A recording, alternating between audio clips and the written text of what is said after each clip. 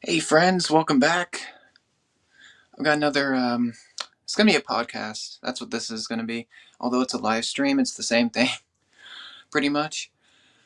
Anyway, I thought I'd share my favorite rides. Now I didn't do everything because there is so much to do, and if you saw the thumbnail, you saw the Tower of Terror. Spoiler, that's on the list.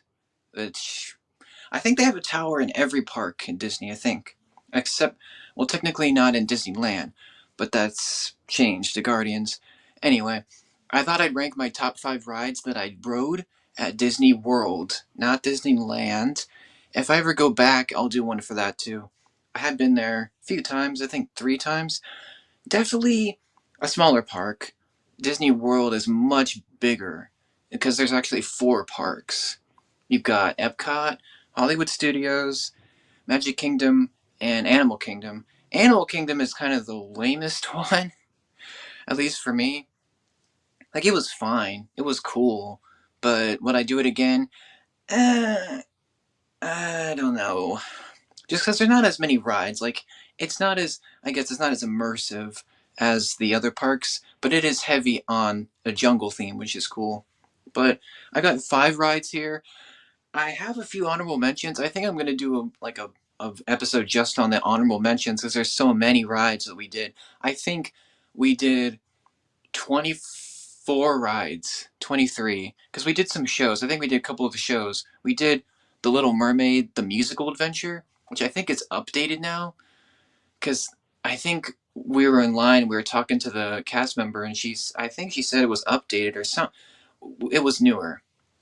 And then the Indiana Jones stunt spectacular, which is amazing, but that's not on the list because it's not a ride. It's a show. So it would make sense if it was on this list. And Little Mermaid's not on there either. Although the Little Mermaid ride is actually pretty solid. I mean, it it probably should be updated, but it's still a good ride, I think. And I'm gonna give you one honorable mention, which is Pirates of the Caribbean. The reason why it's not in the list is because I think the Disneyland version is way better. So Pirates of the Caribbean, the original, opened in Disneyland. That was the original, and it's much longer, and it's also a better ride, and there's just more stuff from the movies too. And I think the Disney World one is not as good. It's shorter. It's pretty much the same ride, but they have some things changed. Like, it's just a shorter experience. It's cool. I'm glad I went on it, but it's definitely not the better one. I was a little bit disappointed with Pirates, to be honest, at Disney World. So, yeah, like, it's just a tiny bit disappointed, like, very small margin. So, it's just because I went on the Disneyland version. So, that's why it's on honorable mention. I'm going to talk about it in a different episode because it's a great ride. It's just not one that I think was a. It didn't blow me away like the original did. So, yeah, that's a little bit of a bummer. But today I've got 5 rides to rank for you. One of which I did not ride because I was scared of it, which was the Rock and Roller Coaster. I know it's like one of the most popular ones. It's the most intense. I believe it's the most intense Disney World ride. I think it's the most like scary, quote unquote, because it goes upside down and it goes like 60 miles an hour. The only reason why I didn't do that is because I heard so many things about it. Like, just I did a lot of research, which I probably shouldn't have, and it's an indoor roller coaster, which is kind of like Revenge of the Mummy at Universal. Which, speaking of Universal, I think that's actually really close to Disney World. Like, that's what I found out because they're pretty close by, like 13, 15 minutes away. So that's interesting. But yeah, the Rock and Roller. I do regret not going on that because they're retheming it. It's Aerosmith now, but they're retheming it to the Muppets, which I think is. I'm torn on it. I just feel like they should keep it Aerosmith, but I think they have to license out the Aerosmith like brand, the name of it, because they don't own the band. Because it's a music related thing, they can't. They don't own. Aerosmith. So I think that's one reason why it's getting rethemed, which sucks. Yeah, I definitely, if I could go back, I would ride Rock and Roller. Maybe eventually I'll ride it, but it's not going to be Aerosmith. It'll be the Muppets, which I don't know. I'm torn on it. Anyway, Rock and Roller is not on this list, sadly, but that is what it is. Cool looking ride. The area is awesome. But yeah, I do have a video on the channel of actually the queue or the pre-show, the queue or the pre-show before you go on the ride. A good friend recorded the pre-show video because Aerosmith actually recorded some original like material for it. So that's really cool. Before you go on it, there's like a little. They come and they introduce you, which is pretty cool. And yeah, that's not on the list. So anyway, we're gonna go to number 5, which is Star Wars themed. There's a lot of Star Wars stuff, which is fair because they put a lot of Star Wars stuff at Disney World, at Disneyland too. But I think Galaxy's Edge first was in Disneyland, I believe, and I think it was 2019, 18. I don't know. Whenever Disney bought Lucasfilm, I know they bought him in 2012. Anyway, Galaxy's Edge opened in Disneyland, and then it came to Disney World, which is pretty much the same between them.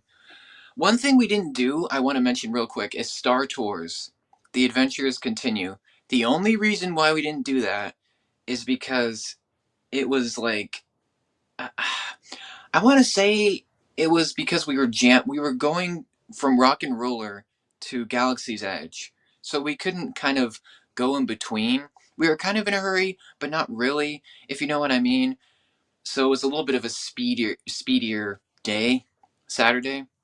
By the way, we did this on a weekend trip, which it all kind of went by too fast in my opinion.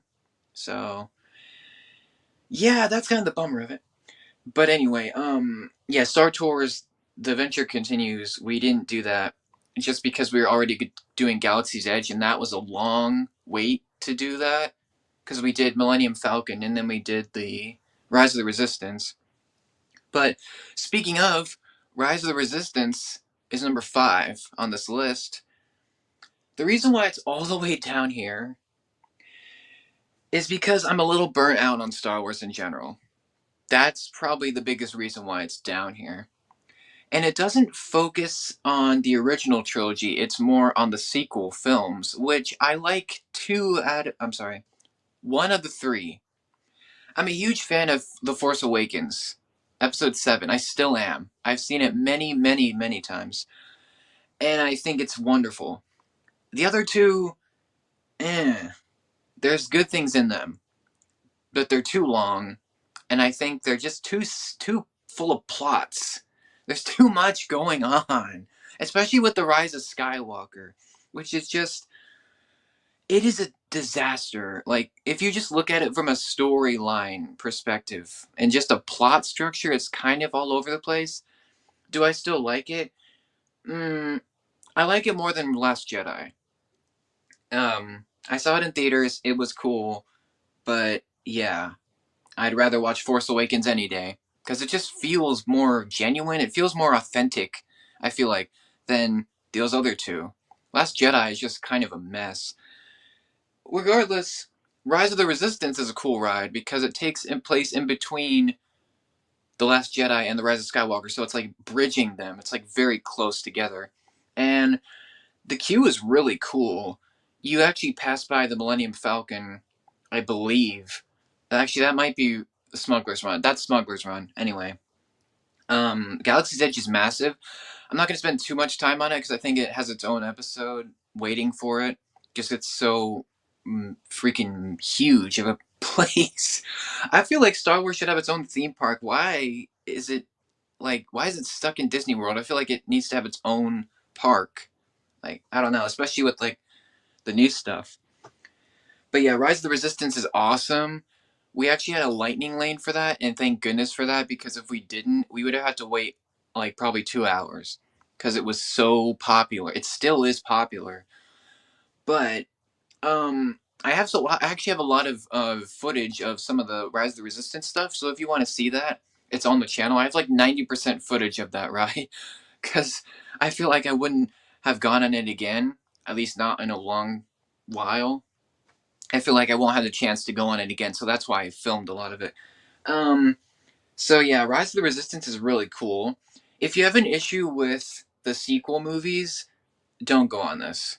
It is very sequel focused, which I'm fine with because I like to just pretend Force Awakens is the only Star Wars sequel film, but there's stuff I like about the other two. But essentially, the ride is it's a little hard to explain. I don't want to spoil too much of it, but it's essentially you go into two pre-shows. One of them is a resistance ship. It's a really cool ship, and I don't remember the name of it, but I think actually have a Lego set of it. It's the resistance transport. I don't remember the name of it, but it's a really cool ship. You go in there and you get attacked by the First Order, and I think Lieutenant Beck is a new character for this ride. He's kind of like a Mon Calamari, kind of like Akbar was in Return of the Jedi. You know, the guy that says it's a trap. Him. So his kind of species, and you're going with the Resistance and trying to travel to I forget the name of the planet. We're trying to rendezvous with Leia and the rest of the Resistance, but of course the First Order shows up, and that we get captured by them. We get like pulled into a tractor beam, and the next pre-show is the Star Destroyer. It's one of the coolest sets I've ever been on. You're in this massive Star Destroyer hangar bay with TIE fighters, tons of stormtroopers. It is one of the coolest, probably, areas of a theme park ever. And it's massive. You're in this giant freaking building, and it is so impressive just just how big this is. It feels like you're on the set of like the Last Jedi or something. So that's cool. That's the pre-show. You go down kind of this massive hallway, and there's these like cast members that are super aggressive, and that leads you into the ride vehicle, which is it's really cool. It's almost like this like hover transport. It's like black and gray, and it's got this droid attached to it. And you go in there, and the First Order is looking for resistance spies, and that's us. And you go through this ride, and it's so cool because it's like I think the ride vehicle is one of the first of its kind where it's a trackless ride vehicle. So there's nothing under you. It's more like a magnet system from what I've seen, and it's like magnet wheels, something like that. But you're in the First Order destroyer and you're trying to escape, and it's intense. You are in the heart of the First Order, and all these troopers are shooting at you. You've got these giant at walkers. Like seriously, they're probably life size. They're massive, super like humongous things. And it's one of the best parts of the ride where you're in a giant hangar and there's a bunch of walkers and there's tons of troopers shooting at you. You got Finn helping you out. You got Ray in the pre-show before you board the ship, and you got Poe as well helping you out. And it's just one of the coolest things. I think some of the coolest parts is Kylo Ren comes after you at some points, and he tries to stab your vehicle when you go down the elevator, and some of Kylo Ren is like projection, and then some of it is actually most of the Kylo Ren stuff is animatronics, which is really cool. At one point, you're on the bridge of the destroyer as chaos is happening, and Kylo Ren is on the bridge with Hux, and they're both looking out there, and then they notice you, and then you go backwards. And I think one of the best parts of the ride, I guess I can spoil this if you haven't been on the ride. There'll be spoilers for these rides, by the way. Um, just because I kind of have to. But there's a drop on this, and it's really a big drop at the end. You're in space. It's kind of near the end of the ride where you're in space and you're being attacked. And there's a point where across from you, you can see into the other ship, and they start dropping these like transports, and you drop. I don't know how far it is, but it feels more intense than it is probably. But there's just so many things I can talk about with this ride. I don't want to just make it about Rise of the Resistance, but I had to put on this list just for how immersive it is. You feel like you're in a Star Wars film, like on a set, like in, like, I don't know, a show. It feels so real, which is really awesome. It feels like a Universal ride, which is funny because I feel like some of the Universal team and Disney Imagineers maybe shared some pointers. I don't know, but it's like the closest thing to a Universal ride probably that you'll get at Disney. Um, I don't know if it's better, but it's awesome, and it's one of the coolest things I've ever done at a park. Even if my Star Wars love is not as there as it once was, it kind of brought me back, to be honest. Just waiting in the line was amazing. Just the queue in general is so well done. Like, you don't even have to go on the ride. You can just go in the queue, and it's really cool. I didn't film a lot of the pre-show stuff just because it was so kind of overwhelming at first, and it's a little overstimulating. The ride is, it can be at some points, but that's Star Wars. The music's there. It's the ride vehicles. It's really fun, and it's also really intense, especially near the end. And this is one part that I missed. Apparently, Kylo Ren tries to attack you. I actually missed this part. Maybe I filmed a little bit of it. But there's a part where Kylo Ren is like probing you with the dark side, and he gets launched out of the hangar. I actually didn't see that because I was so focused on everything else. Um, yeah, Rise of the Resistance, awesome. It's way better than the Millennium Falcon ride, and I didn't think that when when we went there. But the Millennium Falcon, it's a cool ride. It's definitely not the best. Rise of the Resistance is by far the better ride. So, yeah, if you ever have a chance to go to Hollywood Studios, by the way, that's where this is. Hollywood Studios, it's in the Galaxy's Edge section. And I don't know exactly where it is, but it's in there. Um, so yeah, Rise of the Resistance, awesome. You need to go on it. There's no you need to go on it, especially if you're a Star Wars fan. You need to experience this. It's amazing.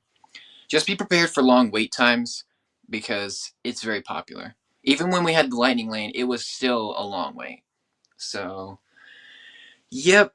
That's number 5. Number 4 is one that I didn't think would be on the list, but I decided to put it on there anyway. Frozen Ever After, which is actually in Epcot. And it's way better than the Frozen ride that I rode at Disneyland. I don't remember when they opened that one, but this one is way better. I feel like because it's in the Norway section. So if you're in the World Showcase, go all the way around to the Norway Pavilion, and it's in that area. So it's in that like kind of general area. And I'm actually a big fan of Frozen. It's definitely been hammered into the ground at this point. A lot of the songs have just been, shoved down our throats and just overpopulated and over, like the whole soundtrack has just been overblown. But I'm still a big fan of Frozen. I think it's one of the best Disney movies that's come out. It's not my favorite, but it's probably in the top 15, 10, one of those. And I think Frozen 2 actually deserves some more love. Honestly, I think Frozen Fever is my favorite of all of them. Just, I don't know. I just feel like it's like really entertaining and it also is really funny. So, speaking of Frozen Fever, this ride takes, I don't even know. It has like Frozen Fever stuff like at the end of it, but it also has it's like mainly Frozen 1 based. Um, so there's that, and it's a fun ride. It's really fun. I didn't expect to enjoy it as much as I did, but I did. It's really cool because the queue is indoors. So you're in like this kind of castle area, and the story is pretty simple. We're going to Arendelle to celebrate Anna's return. I think it's actually shortly after the first movie. So like it's kind of like after that, I think. It's not really clear. There's not really a queue video. I don't think there is. But yeah, this is probably one of the most popular. We got a lightning lane for this, which I'm so glad we did because apparently this is one of the most popular rides in all of Disney World, and that's bad because that means long wait lines. So, yeah, I mean, it makes sense. Frozen is very popular and it's a great movie, but I could see people being disappointed on this. But essentially, it's pretty similar like Pirates. It's very similar to Pirates of the Caribbean where it's like a boat ride, but it's way better than the Magic Kingdom Pirates for sure. And you're going on this journey with Olaf at first. And I don't know how much of this I want to spoil. It's not really like a story, like it's not heavy on story.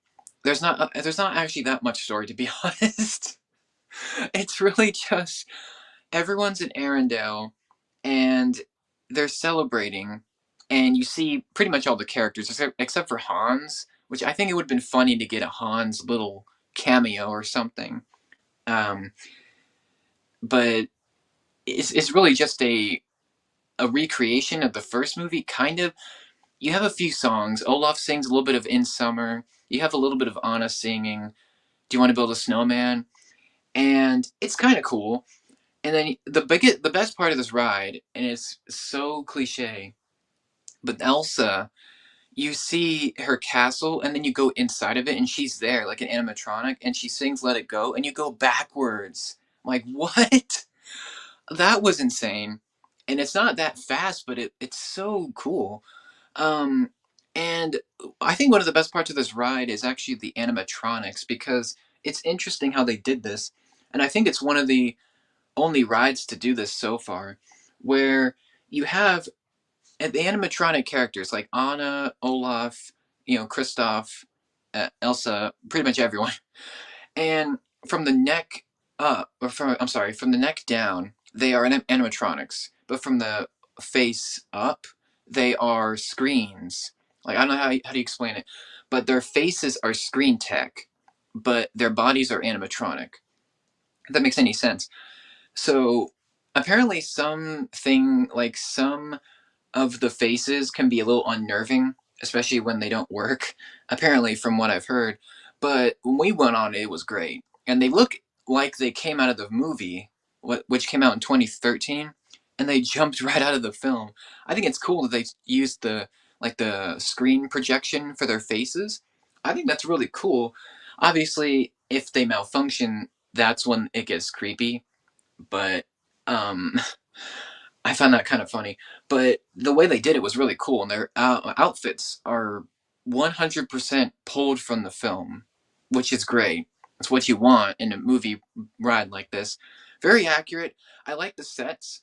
Marshmallow comes out at one point, and that's really cool. The music is really well done, and I think it's a really delightful ride. And it's one of the better rides that I've been on for sure. It's way better than the Disneyland one. I can tell you that much. Because I think it's different. I believe it's different.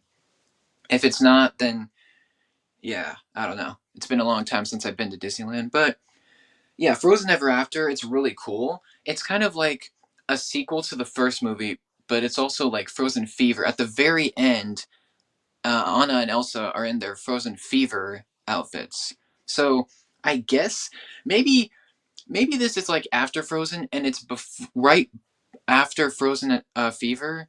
I don't know. Like I don't know the canon of this ride. I don't know if it's like connected. Who knows? Who cares? It's a fun ride. It's really fun. Is it worth waiting 2.5 hours for? Probably not. But if you can get a lightning lane, do it. If you're a fan of Frozen, if you like fun rides, do it. It's really cool, and I believe there's some water effects as well, and you get a little bit of wet on this, so that's cool. So really nice ride. I didn't expect it to be pretty high on this list, but it just was. So I just had a great time with it, and I believe there's some Frozen 2 elements as well. I could be wrong. Maybe it's just in the queue, but there might be some nods to Frozen 2. I think I don't know for sure. I'll have to look that up. But yeah, Frozen Ever After. Get on it if you have a chance. I'm glad we did. We almost didn't because we had a lightning lane for Tron, which, spoiler alert, that's on the list too. uh, but yeah, we had two lightning lanes for Tron. Spoiler, we did one of them. There's just so much stuff to do that you can't do it all in one trip, right? It's really cliche. It's like Universal. You can't do it all in one trip, especially not with Epic Universe out. And Disney World is different because you have all these different parks that are sadly not super close. Like they're not connected like Islands of Adventure is to Universal. So that's kind of a bummer that the parks aren't, connected like that. But anyway, Frozen Ever After, that's number 4. Great ride. And it's really fun. For real, it's really good. And number 3 is also an Epcot. This is Guardian. I'm looking at my notes. That's why I'm looking down. Guardians of the Galaxy Cosmic Rewind, which is by far one of the coolest roller coasters I've ever done, ever. This is in Epcot. I believe there's a section called Xandar, which in the Guardians movies is a planet, and it's a cool planet. I think the area is called like the Wonders of Xandar. It's a huge area. You'll know Guardians if you're going there. You'll know it because it has the giant Star Blaster ship, the yellow spike ship. That's how I can describe it. And fun fact, the Imagineers actually were going to have that floating, but they couldn't do it because the ship was so heavy. So they had a beam under it. But yeah, you'll know Guardians with that ship right in front of it. And it's a really awesome ship. It's really accurate to the first Guardians movie, which came out in 2014. And speaking of Guardians, this ride actually takes place kind of after the first movie, after they've saved Xandar. Um, and the Nova Corps also helped out. Speaking of the Nova Corps, they are a big part of this ride, at least part of the queue, because the whole building is actually the Nova Corps headquarters, where the Guardians they helped them out in the first film, and they're on good terms after that. But you're going through this really cool building, and along the way, there's so much stuff in here that I didn't see other. There's actually movie costumes, and there's like they got. I think they got all of the actors except for Bradley Cooper and Vin Diesel. Maybe they did. I know that they got most of the actors back for the Guardians and some of the other characters like Nova Prime. And the queue is really cool because you're going through this like really futuristic. It's very Epcot. It's very like new tech, future. You know, it's very inspirational. There's a lot of cool like screens in there. There's a lot of when you first go in. There's a couple hallways, and you go into this giant rounded room where you have a big projection of the Earth and some other planets. It's actually really cool. And I believe Walt Disney actually makes a cameo in some of these like videos. I don't know because we went through the Lightning Lane, whatever. There's multiple rooms to go in. There's multiple queue lines.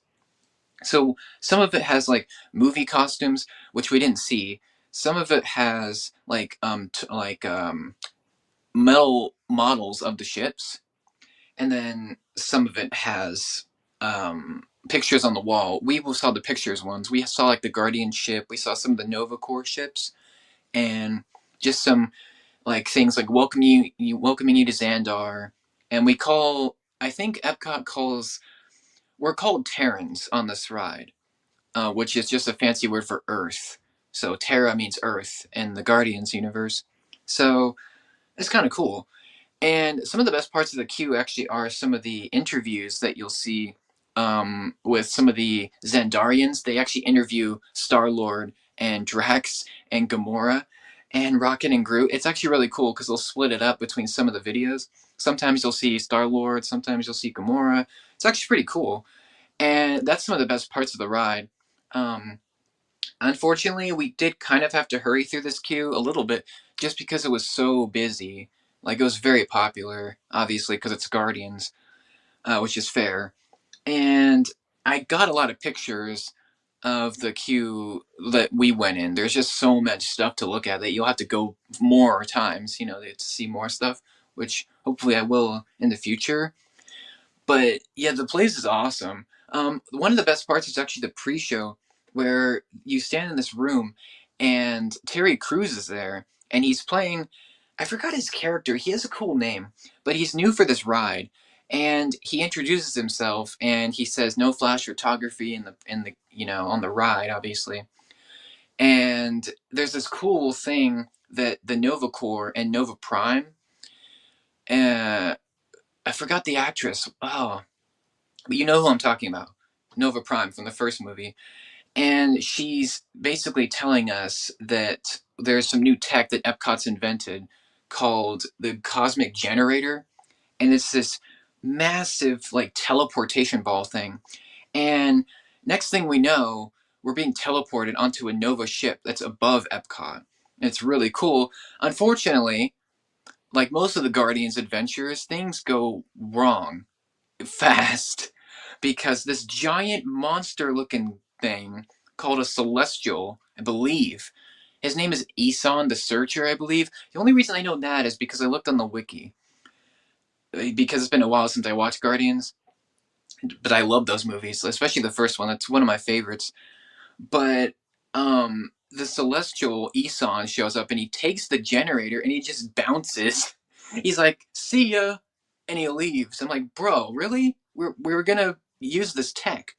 And the big reason why we're allowed to use this tech is because Nova Prime um, thinks it's good for ships to use this to get to planets quicker. Because she explains if you went in a spaceship and you went to Epcot, it would probably take millions of years because it's so, space works differently than, flight does. So that's one reason. And the Guardians were going to use this tech to go to shortcuts to different planets. And we were going to use it too, but we can't because this big, douchey eternal guy shows up and he takes the generator. So what do? We team up with the Guardians and we get it back. And that's the ride. It's amazing. The best part of this ride is in the very first section, you go into light speed, but then you go backwards. They shoot you backwards, and it's amazing. One of the best parts of the ride too is the music, which I think there's 6 different songs.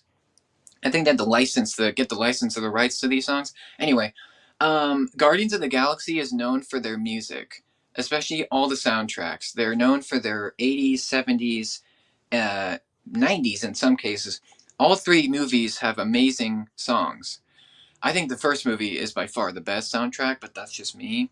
All of them are great, but the song that we got is "Everybody Wants to Rule the World," which is from Tears for Fears. That's the artist that did that originally, and I think it's awesome. Speeding through it, I don't want to spoil too much of it, but essentially the Guardians are in space and they need our help and to stop Isan the Searcher, who is the giant guy who still stole the orb, not the orb, sorry, different orb, the cosmic generator. So we're trying to get that back and we're hopping through space, zipping through it, jumping through portals. It's freaking incredible. Just the tech, the music, everything, the effects. You have the cast from the films: Chris Pratt, Zoe Saldana, Dave Bautista. Um, yeah, everyone pretty much is in there, and they're all helping you out. And the music is blasting in your ears. It's amazing. And one of the coolest parts of this ride is actually the system because it's one of the I think it's the first roller coaster to have completely moving coaster vehicles, if that makes sense. Like when you're going backwards, when you're going forwards and dropping and turning around in space on this ride, your coaster is moving. Like, how do we explain this? Like, the actual vehicle you're in is moving with you. So it's moving when you're going around the ride. It's whipping you around. You're like spinning and dropping. It is awesome. One of the coolest rides I think I've ever done at any park. And I'm getting more brave for sure with rides. We'll get to the next one. The next ride on this list is a big one for me. But yeah, Guardians is fantastic. The entire experience. And even when you get off the ride, it's awesome because you go in the gift shop, which is like this massive, not massive, but it's a pretty big store, and it's based around collections. So the collector, and I think he makes like a, I think he's overheard in this gift shop. I could be wrong, but there's different collectibles. Like you'll see a Green Goblin helmet from Spider-Man One. You'll see the Infinity Gauntlet from Infinity War. And you'll see some other things like Loki's staff from the Avengers. Uh, it's just awesome. You got Iron Man's helmet. You got Star Lord's mask. Dude, this thing is so cool. And the fact that they got the cast is amazing. Like, for real. You need to go on this. If you're a fan of Guardians, go to Epcot. Ride this ride. I wish I did it earlier. Um, One of the highlights of the trip. Absolutely. And if you're going to Epcot, you need to get a lightning lane for this, for sure. Because when we went on it, when we were in the station, it was really busy. Like, it wasn't that busy when we first got into it, but when we were about to get on the ride, that's when people showed up. That's when it got really busy. So get a lightning lane. Pretty much all of these need a lightning lane because they're some of the most popular rides in the parks. So you need a lightning lane. You need something like that. Or you need to get there early, just because you just need to. There's no other question. So, Cosmic Rewind, one of the coolest things I've ever done. It's so good. It's so awesome. You need to do it. If you're a Marvel fan and you're at Epcot, don't skip it. It is unbelievably cool. For real. It's so awesome. So, Guardians, Cosmic Rewind, that's number three. It is freaking amazing. Seriously, do it. I don't want to spoil too much more of it, but you just need to be there. You need to experience it. Videos don't do it. Okay, no, don't watch those. You need to go there, okay? It's fantastic. So, yeah, that's number three. It's up there. Number two is probably one of the more, honestly, probably one of the, I think it's the scariest ride that I've been on so far. Previously, that was Doctor Doom's Fearfall. I think that's the name of it.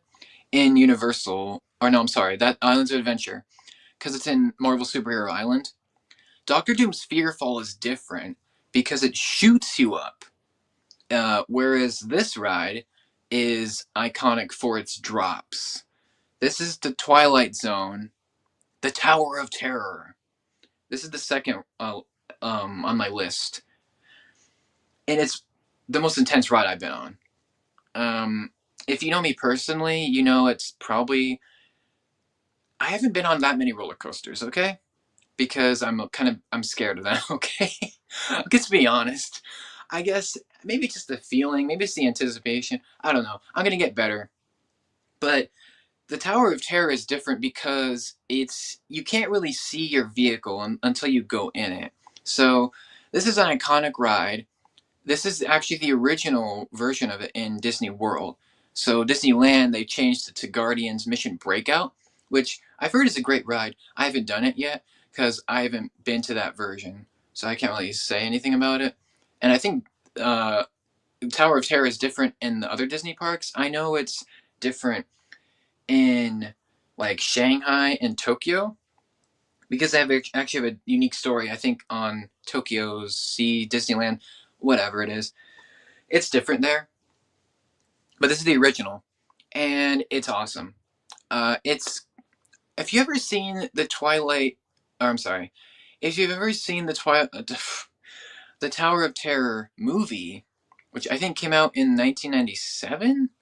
I did some research before. I've seen it before, but if you see that movie, a lot of the shots of the, actually all the shots of the hotel are from this ride. So they're from this area, which is really awesome that they filmed a lot of the ride. Like, they filmed a lot of the Q stuff in the movie. So if you're wondering how it looks, just watch the movie because a lot of that is in the film. So that's kind of cool. I like the movie a lot. I think it's great. It's a little bit dated, but that's fine. And The Tower of Terror is amazing. You'll know it immediately because it's in Hollywood Studios. Spoiler alert, most of these are in Hollywood. Actually, no, two of them are. Hollywood Studios is, spoiler, my favorite park of Disney for a few reasons. I think some of the best rides are there. I like all Star Wars stuff, Rock and Roller, Tower of Terror. Um, yeah. So like a lot of the cooler rides, like Slinky Dog as well. So anyway, Hollywood Studios, you'll know the tower immediately. You can see it pretty much from when you get to Magic Kingdom or when you get to Hollywood Studios. You can see it because it's the tallest. It's the tallest thing in the parks. And what's cool is trivia. This is the Tower of Terror is one of the tallest buildings in all of Disney World, all of Disney parks, because it's 199 feet tall, which is tall. I don't know exactly how tall that is, but it is very, very, very tall. You can see it, and it scared me so bad just looking up at it because you're down here. Imagine this is you. This is the tower. It's literally towering above everything. And I don't blame you guys if you're scared to go on it. I was mega scared. This was the part of the day where I was dreading the most because I've heard the Tower of Terror. It's scary. It's intense. It's got a lot of drops. Yes, it does. Yeah, I can say I've been on it. I I overcame my fear. I'm like, no, I'm doing this. I'm doing this. Rock and Roller, I hesitated. I'm like, maybe next time. But the tower, I couldn't pass it up, especially because I like the movie so much. And yeah, the tower's awesome. It's you can see it immediately. It's iconic. You know what it looks like. Although I think at nighttime is actually way cooler. Apparently, I didn't see it at nighttime, but apparently it's way better to look at it at night because it's got a lot more effects. But essentially, I think we got a lightning lane. We did get a lightning lane for this because it was pretty popular when we went. It's very busy, um, but really, it's a great ride. It's one of the best Disney rides I've been on, and it's really a drop tower. But I kind of want to talk about the queue a little bit because you're going. What's cool about the queue is you're going into the gardens of the Hollywood Tower Hotel, like right around it on the bottom section of it near the lobby, and you're going through the garden. It's really overgrown. It's really creepy. It's very unsettling, kind of empty, because this building, I believe, closed in 1939 in universe. And so, yeah, it closed down. There's ghosts roaming the halls. It's very empty and creepy and quiet and, very scary looking. Way scarier than Haunted Mansion, by the way, which I'll get to in its own video because I think Haunted Mansion kind of sucks compared to the Tower of Terror. Like, Tower is way up here and Haunted Mansion's way down here. It's just, I don't know. I feel like the Haunted Mansion is kind of weak, but that's just me. Um, I actually think Haunted Mansion is way better when it's Nightmare Before Christmas. I think it's way better, but that's just me. Anyway, you're going through the queue and it's great. You go through the gardens, then you go through the lobby, which is pretty much empty except for some cast members who probably some of the creepier cast members, they do not smile at all. They do not care about what you're doing. They will just stand there and they're like grouchy and they're kind of irritated and some of them are probably dead, you know. So it kind of makes sense that they're kind of grouchy. And you're going through the lobby and you're going through this really cool library. I think it's the library section where you're going through this round room and you go through there's a TV and it's like this old fashioned TV and Rod Serling is there, um, which is really cool story behind that. You should look that up. How they got him to this ride because he's the original host of the Twilight Zone. I believe it came out in 1957. That's from what I've researched. The show, not the ride. The ride came out in the 90s, I believe, 1994. So it's in the 90s. It came out in the 90s. This ride did. Anyway, you're going through you're in the TV, the area, the library, and it's really dusty and there's cobwebs everywhere. It's really cool. The queue alone for this is amazing. Just the whole detail, like there's so much detail. I'm a huge fan of details in movies and rides. This was incredible. Just everything from the chairs to the cobwebs. You've got like ghostly, like phones booths, and there's like um uh lots of lighting. The lighting is pretty like dim, and there's like a mahjong game. There is so much going on that you'll have to come back into the queue just to look at everything. There's just so much there. There's so much. um but the TV shows a pre-show, and I'm actually not going to talk too much about this because I actually filmed the pre-show video before you go onto the ride. And it's just this TV, and Rod Serling is explaining that we're going to be going into the Twilight Zone, and the tower has been dilapidated for several years since 1939, where 5 people disappeared in the elevator because of a lightning strike, and it struck the hotel, and that's why at the front of the hotel you can see two like big empty spots because there was an elevator shaft that was right there in front of the sign, but now because it's been struck, there's like you can see people dropping from the doors, and you can just see the sign kind of falling apart, especially at night, for apparently. So, yeah, that's the pre-show. It just explains like the backstory of the hotel and why people have vanished and why we're going to be investigating this. And the elevator still works, so we can go up to our floors and have a good time. Well, we can't because the elevator, it turns out, is still cursed. So you go out of that area and you go into the more of the queue. This is a boiler room, which is really creepy. One of the creepiest places I think I've been in. And this is a Disney park where there's supposed to be magic. There's no magic here. It is dead, literally dead quiet, dead creepy.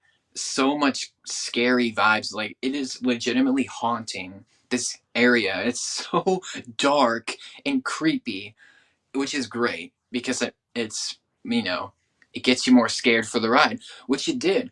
In line, my heart was thumping and racing. I'm like, am I going to die on this ride? I mean, there's already 5 people that have died already on this ride, so there's a possibility in universe, of course. So of course you don't die on the ride, but it feels like you are because it's really freaking fast. Anyway, boiler room, great queue. It's the last queue section, and I think honestly, some of the best parts of of this ride are the cast members. And we had a really great cast member. He was so into it. Um, and yeah, actually, I think I'm going to link a video where I think one of the cast members, I saw him in that video. He was amazing. He's a younger gentleman. He's got glasses, and he was super into it. And he was great, and he actually made me not as scared as I would have been, I guess. But it's still a scary ride. Don't get me wrong. Especially if you don't like drops, don't go on this. It's like 5 drops on this. Um. Anyway, the biggest reason why I went on this at all is actually from our guide, Anne, who was incredible. She was amazing. Shout out to Anne. She got me to go on this because I was thinking, I don't know. I skipped rock and roller. Probably shouldn't skip this. And at the last second, I'm like, you know what? Screw it. Let's go. Let's do it. Let's drop into the Twilight Zone. Let's do it. And I'm glad I did it. It was awesome. Part of that is because of Anne. She convinced me to do it. And my friends also did. It was great to go with them. And oddly enough, when I was on the ride vehicle, it wasn't as scary to me. Obviously, it gets way more intense from there, but yeah, just going on it, like just going up to it and in it, I wasn't as scared, but it definitely, I was definitely scared afterwards. So anyway, shout out to Anne. So yeah, she was a big reason why I went on this at all. So yeah, she convinced me to do it, and I'm glad she did. Because it was awesome. One of the coolest rides ever. If you haven't done the Tower of Terror, you need to do it. It's amazing. Even if you don't like intense rides, I would give it a shot at least once. Definitely not for kids, because I could see a lot of kids getting really like freaked out on this, like having meltdowns, because it is pretty intense.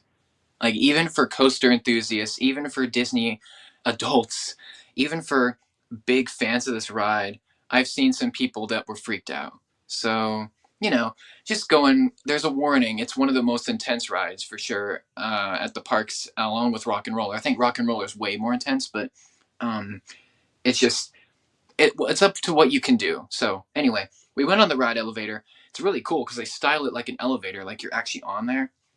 And um, my favorite part of the ride, actually, we'll get to that in a minute, but the elevator is really cool because it feels like you're in an elevator shaft. Like it looks like you're in there. And I believe there's a lot of seats on this ride vehicle. If you look at it, there's actually a lot of space. And there's actually one little seatbelt, which I'm like, why is there only one little seatbelt? But it's actually fine, um, even though they go down a lot. But I think it's really cool that there's only one little seatbelt section. And it's actually a really comfortable ride vehicle. It's actually one of the more comfortable ones on a Disney ride. So I think that's cool. And yeah, the ride, I'm just going to go through like a shortened version of it just because I don't want to spoil so much of it. But essentially, Rod Serling guides us and he tells us again the story of the five people disappearing, and we get to see them in the hallway kind of before we go on the in the drop shaft. There's actually a couple things that you do before you go in the drop zone. There's a couple things before that. So you go and you see the doors open in front of you, and you see the hallway, the cursed hallway of the five people that are now ghosts, and you see the lightning flash, and then the door shut, and then you go into the actual Twilight Zone, which is this very creepy, very random, like it's almost like another dimension. Rod Serling even says it's the fifth dimension, so that's what we're going into, and it's really bizarre. It's very weird. Which I've seen a few episodes of the Twilight Zone. It's pretty accurate, and the theme music's there, of course, and Rod's, he's narrating throughout. And I think it's really, really cool. My favorite part of this ride is actually not the drops, it's the part before that. You're going through this massive hallway area, it's humongous, and it's a fifth dimension. It's like all these different like eyeballs that look at you, and there's like these different doors and like glass breaking, and these like tentacle things and like books flying everywhere and like spiral stuff. It's so cool.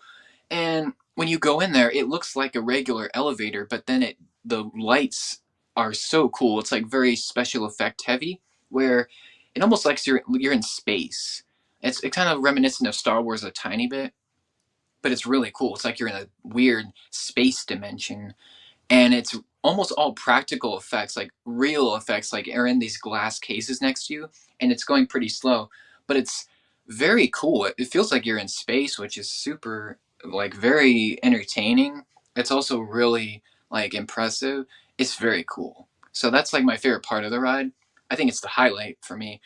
But after that comes the drops, which are insane. I wanted to say that these drops go like 45, 50 miles an hour. Pretty fast, especially for a drop ride. Um, I think what's really cool is I've learned, I did some research, that the Tower of Terror and any Disney park has a random drop sequence. So it's not, you don't know how many drops you're going to go. You don't know how fast it's going to go. And you don't know when the drops are going to come. So I think that's one of the best parts of the ride is you don't know what's going to happen, and you're just sitting there waiting for something to happen. So, in a good way. And I like that Rod Serling is narrating throughout. He's giving us his take on what happened, and to be scared, obviously. And once we're past the fifth dimension, it's over. We're done. We're gone. We're dropping. It's fantastic. It's so fast and it's so fun and it's scary. Yeah, to me, it was scary.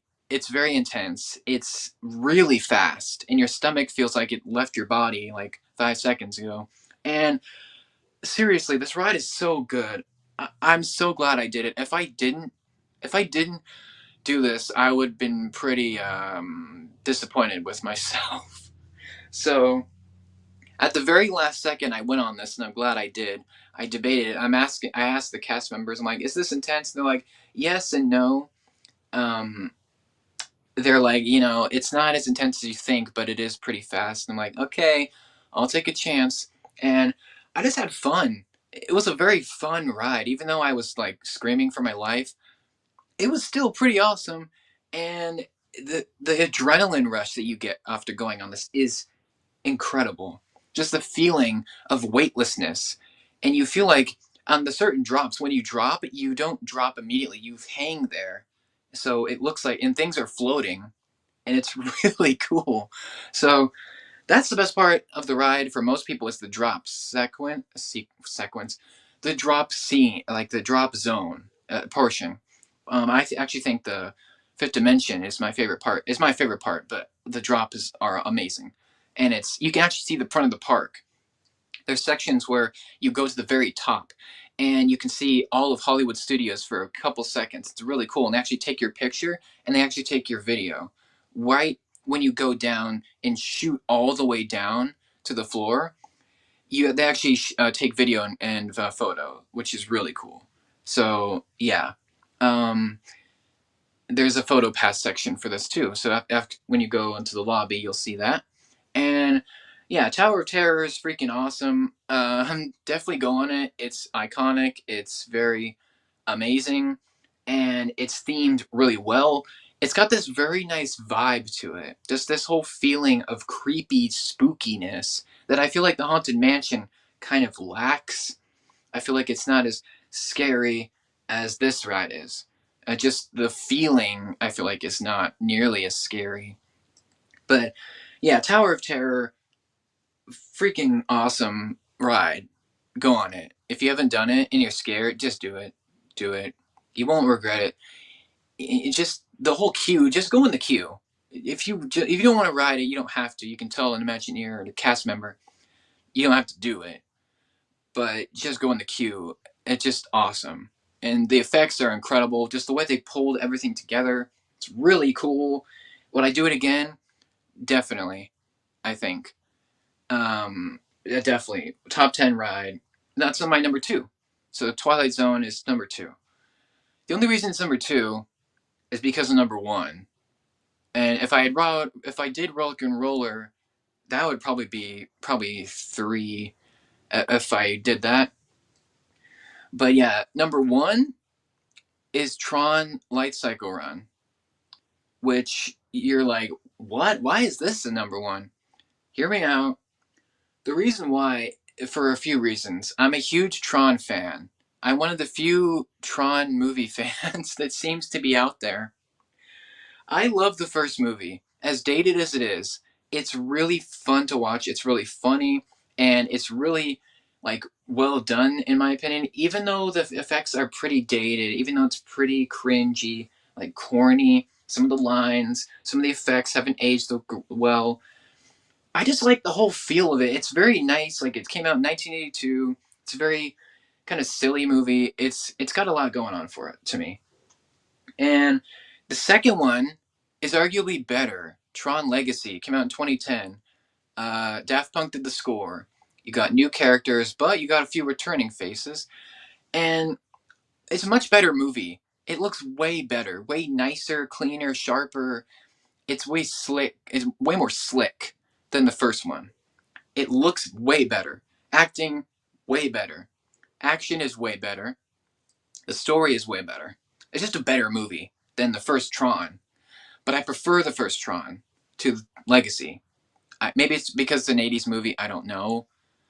But anyway, love Tron Legacy. The reason I'm talking about that is because this ride is based on Tron Legacy, which is awesome. And the whole section is amazing. It's in Tomorrowland, and it's actually right by Space Mountain.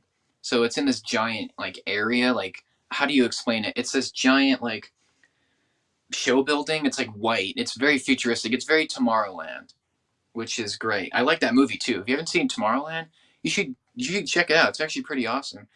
Um, but anyway, Tron Light Cycle Run is one of the newer rides at the park.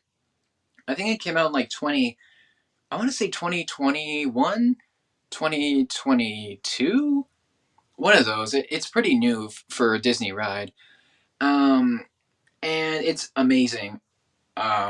you're going into the grid, which is the digital world of Tron, like you're in the computer world, which is really, it sounds lame, but when you're in it, it's incredible. Just the lighting. Honestly, I think this is the best queue that Disney World has, or at least it's my favorite because it feels like you're in the movie. It feels like you're in the world of Tron. It's amazing. Anyway, fanboy stuff out of the way. I am a huge fan of this ride. This is one of the fastest roller coasters at any Disney park. I think it's the second fastest because Rock and Roller is the first fastest because it's 60, it's like 57, one of those. It's faster. Actually, no, Tron is faster, but Rock and Roller is more intense, if that makes sense. So, yeah, I feel like Rock and Roller is a little bit more popular, but that's because it's Aerosmith. Um, Tron is great. It's the fastest coaster, I believe, at the Disney World Resort. I think it is the fastest. And it's great. It shoots you. The best part of the ride is the launch. Similar to Guardians, that has a backwards launch. Tron has a forward launch, but it's 60 miles an hour. They kind of shoot you and they keep shooting you until you're going around the canopy. And one really cool thing about the Tron queue is when you're going around it, it has one of the longer queues. They have an outdoor section and they have an indoor section where most of the ride is. But the outdoor section is cool because you get to see the coaster going by you while you walk up to it. So if you want to, see how it is, how fast it is, you can actually see it going by you, kind of above your head at certain points on the outdoor section before you go into the queue, into the indoor section. So that's cool. You actually see it before you go on it. So that's pretty sweet. And yeah, I think this has some of the best visual effects of any Disney ride. I think it has some of the best sound design, music, and just the feel of it is so awesome. Like even if you're not a Tron fan, I'd recommend going on this just for the ride of it because it's fast and it's smooth. It's definitely the smoothest ride that I've been on at the parks so far, at least. And I think it's one of the best rides that Disney has built. Even if it wasn't Tron themed, I would still say this is one of the best rides. Um, Now you're gonna need a lightning lane for this because this is one of the more popular rides because it's newer and because it's really fast and it's very fun. You're gonna need a lightning lane. You need something. You need to come to the parks either early or you need to be there early because this is one of the most popular like crowded areas in Tomorrowland. I'm gonna mention Space Mountain briefly. That's an honorable mention. Space Mountain's a great ride, but it's nowhere near Tron. I'm sorry. It's nowhere near as fun. It's just not as intense. It's not as fast, I guess. But because I feel like Disney made a good decision with making this a Tron ride because in the movies, the Tron bikes, the light cycles are super fast, like super, speedy things. And it makes sense for a roller coaster because you can make a fast ride, and this is a fast ride. My only complaint with Tron is it's a short ride. That's my only complaint. Your The queue is pretty decent.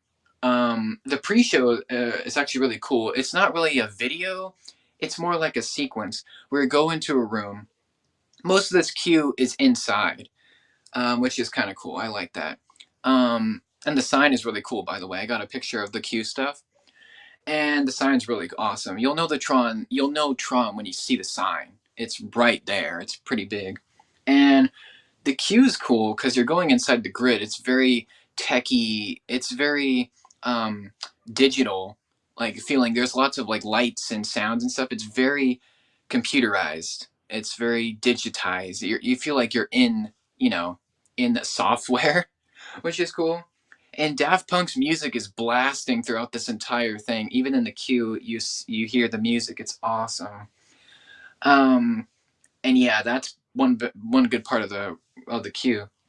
You're going in it, and you'll see on the walls there's some of these like pictures of some of the other teams. you'll be fighting Team Orange on the ride, but there's other teams like Team Yellow, Team Blue, which is us, and then I believe Team Red.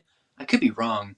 And there's also Team Green, which is actually not in the movies. It's actually made for this ride. When you get off the ride, you'll see Team Green. There's a whole room dedicated to Team Green because this ride was, I think it was Enterprise had something to do with this ride. It was presented by them. I think so, but regardless, the pre-show is cool because you go into this like empty room and they close the doors and it has this awesome effect of you getting digitized, like you getting pulled into the grid from the movies. And the cool thing is, before you go into that room, there's actually the digitizer machine that Flynn got zapped into with the first two movies, which is really cool. The whole machine that you get zapped into, it's really cool. There's a replica of it right above your head when you before you go in the room. It's really cool. Just all the details they paid attention to. It's really nice. Um, and you go into the pre-show room, and it's this giant projection room, and they kind of just do this little sequence where they count down and they blast you with effects, and you're into the grid. It's really quick pre-show, but it's really cool, and it's a really nice effect. And then right before you get out of the room, you actually can see the clear doors and in front of you, which is part of the effect of you getting digitized.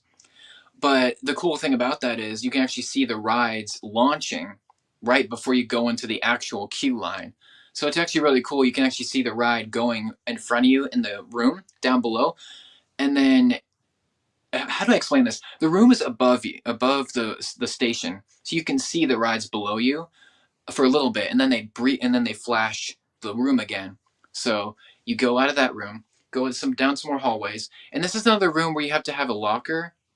I didn't mind the lockers; those were fine, and they're really cool lockers. They're very nicely themed. They're very nice, like special effects and stuff like that. Really nice, and they look like little discs when you open it. It was really cool. And anyway, you go down to loading stations. This is a little bit unfortunate. So I wanted to film some of the loading station scene, like the whole area, but you can't do that unless you have a chest cam, I believe, a camera, because this ride is very fast and they don't want you losing your phone or anything like a camera on the ride. So you have to actually have all your stuff in a locker. So that's fine, unless you have like your phone or some like purse or like a wallet or some like satchel or something. You can put that in the vehicle, but they want you to put stuff in lockers because they don't want your stuff flying out, which is fair. So yeah. Anyway, long story short, you go to the ride station. It's really cool, and you go on the coaster, and I think it's the first roller coaster to have a bike theme. Like you're on a Tron cycle. You're on the light cycle. You're leaning forward on the coaster. You're like forward. You're like bending down, and it's really cool because it feels like you're going faster because of the position. Like you're leaning forward and sitting down on a motorcycle. That's how it is. It's very similar to like Pony Express, or even Pony Express is at Knott's Berry Farm. It's even similar to the Avatar Flight of Passage, which is at Disney Animal Kingdom. So if you go on Avatar Flight of Passage, it's pretty similar to that format, except this is a lot better than that. But anyway, yeah, you go into the cycle, and it's a little bit uncomfortable at first, but you get used to it. It's actually pretty comfortable. The seats are really nice, and the whole theme is really cool. You got like the whole bike is built for you, and you're on these two bikes side by side, and it's amazing.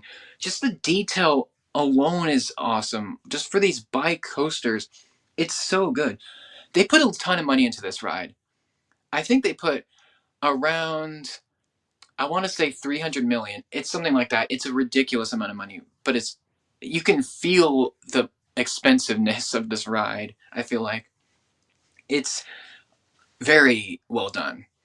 And what's really cool is you're very secure. So if you're wondering about how secure this ride is, you actually take the handlebars and you pull them forward, and that latches your spot. And then on your back, they have this section with the identity disc from the movie, or movies, I guess.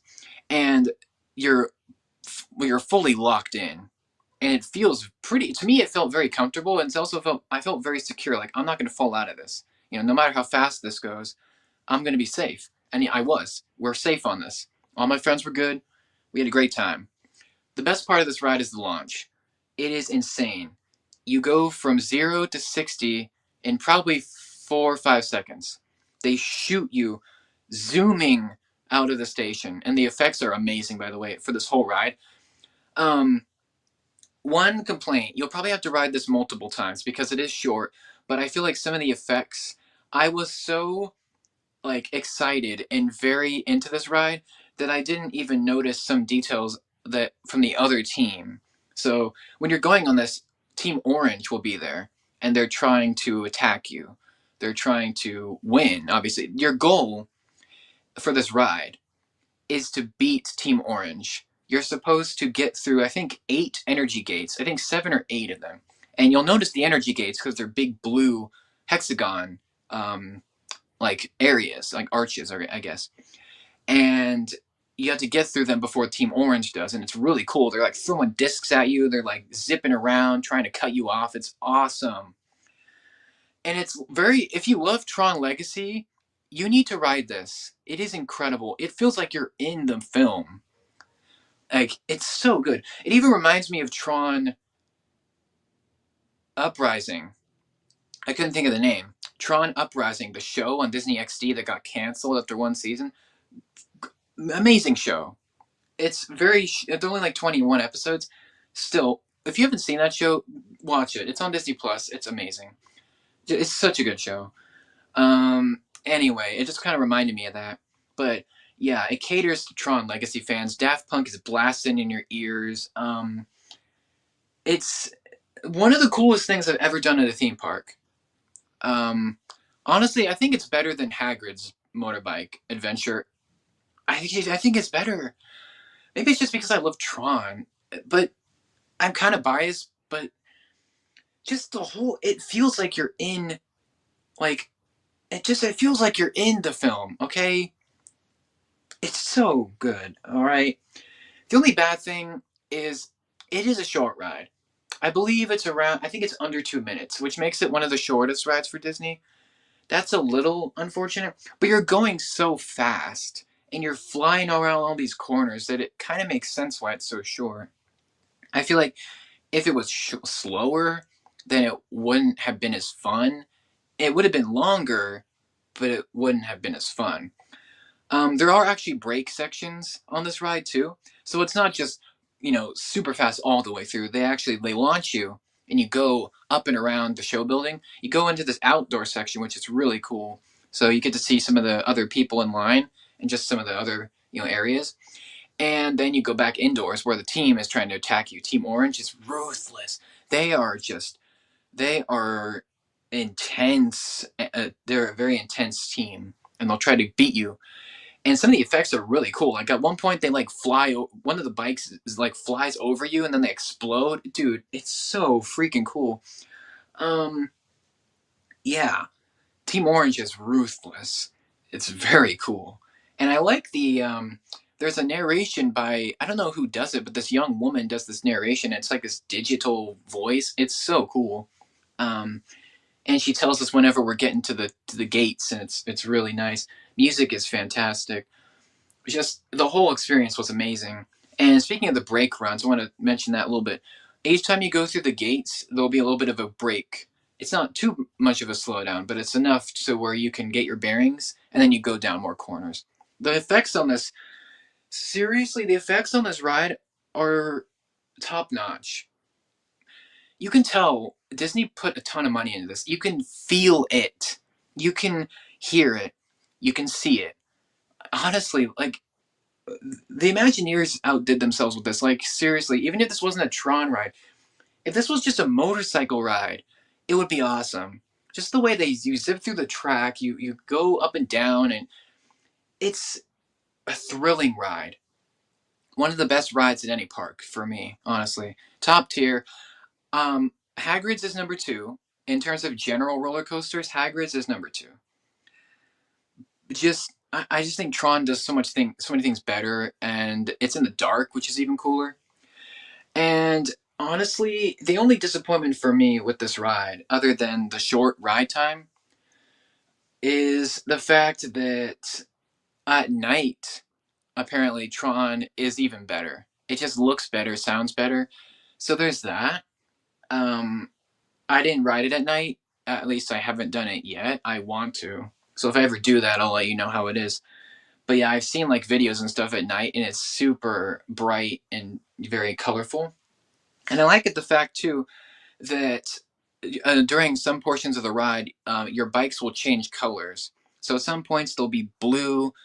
Mainly they'll be blue because we're Team Blue, but sometimes they'll be like white, and then sometimes they'll be orange lights.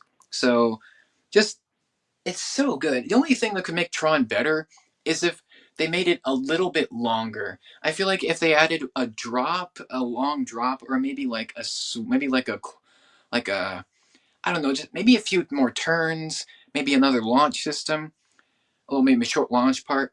I think Tron could have been amazing. Oh, it is amazing, but I think they could have Tron could have been a top five ride for many people if it was longer. I just think it suffers because it's not as long as other rides. Like Tower of Terror, for instance, is a pretty long ride. It's like 4 or 5 minutes, maybe 6 minutes from the queue and the pre-show and stuff. But I just think it could have been a little bit better if it was longer because it is a very fast ride. It's also a very short ride. So just some complaints. But Tron Light Cycle Run is so awesome. That's why it's number one, because it's so fast, it's so immersive, it's so much fun. And again, even if you hate Tron, even if you don't care for it, you should go on this at least once. It's so much fun. And just the feeling of it, there's so many cool things, and just the queue alone is impressive. So, Tron Light Cycle Run, very happy I rode it, and I was pretty hyped. Like, I wanted to, when I heard it was opening, I'm like, if I ever make it to Disney World or Disneyland, definitely going on that. And it was amazing. We actually had a lightning lane. We had two of them. We had one lightning lane for this, which we used on Friday. And it was one of the first rides we did, which is great. And anyway, um, yeah, we had one that we used. And then we had another one, which we didn't use because we got onto. What did we do? We might have gone to Tiana's instead. But anyway, yeah, that's the list. I apologize for how long it is. Um, I'll probably do a shorter. I'll definitely do a shorter one for like I'll just do an audio only. I'll do a little bit of a shorter one just so you don't have to sit through a long one. But anyway, I had a lot to say on this. I apologize. I always make these so long because I just have so much stuff to talk about with these things. Same thing with Universal. I still have to do some of those queues and rides, but anyway, um, yeah, that's it for my list. What do you think of these rides? Do you like Tron as much as I do? Do you hate it? What do you think of Rock and Roller? I know most people have done that. I know I regret not going on it. Whatever. It is what it is. They're actually retheming it, so that's torn on that. But yeah, Rise of the Resistance, do you think it should be number one? Do you think it should be off the list? What do you think of Frozen Ever After? That's probably the most underrated one of these rides to me. That's why it's on the list, because I just think it's great. Like, even if you don't like Frozen, it's pretty good. And Guardians is fantastic. Cosmic Rewind, one of the best coasters I've done. It's one of the more standout roller coasters because of the backwards launch, because of the you're moving all around. It's so good. And then the Tower of Terror. I don't even have to tell you about that. You know what it is, and you probably have been on it, and it's awesome. So yeah. And then Tron Light Cycle Run. Yeah, my favorite. I know. It's my list. It's not the right list, obviously, but it's just my list for now. Future trips to Disney World might change. If I go there more, this list probably will change. But for now, it's staying like this. So let me know what you think. Have you been to Disney World? Have you been to Disneyland or Tokyo Disney or whatever it's called? Euro Disney or whatever it was called. Let me know what you think. thanks for watching or listening. Just listen to this. You don't need to watch me stumble and, walk around and do that. By the way, I got this shirt at Disneyland, Disney World. I've been to Disneyland, okay? It's a long time ago. But anyway, yeah, we did so many rides that it's a little hard to rank them. But I did my best, and that's that. Thanks for watching, for your support. Stay tuned for more like podcast episodes. Those will be coming shortly. I've just got to like figure out how to do those, like which ones I want to do. So yeah. The next one of this might be honorable mentions. I think it'll be honorable mentions next. Either that or just the experience in general. I'll talk about that, and that'll be a little bit shorter. So thanks again. Have a great rest of your day. Let me know what you think of these rides down below. Rank them. Rank the rides you've been on, or rank your favorites for sure. Of all 4 parks, even Disneyland, doesn't matter. Let me know what you think. And I'm out. Thanks for watching, listening. Appreciate it. Have a great day. And I'll see you later. Have a magical day.